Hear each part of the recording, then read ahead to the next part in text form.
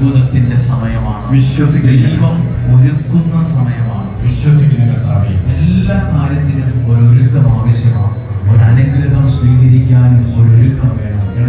നിങ്ങൾക്കൊരു അനുഗ്രഹം ലഭിക്കാൻ നിങ്ങളെ ഒരുക്കുന്ന സ്ഥലമാണിത്. സ്നാപക യോഹന്നാൻ ചെയ്ത ജോലിയാണിത്.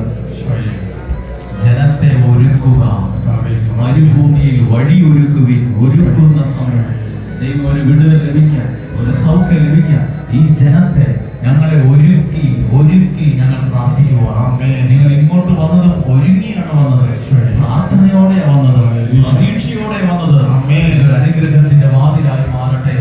ഇപ്പോൾ സാധ്യമെങ്കിൽ കരങ്ങളൽപ്പം യാചനാപുറം പിടിച്ച് നിയോഗങ്ങൾ മാത്രം പറഞ്ഞ് പ്രാർത്ഥിക്കുക.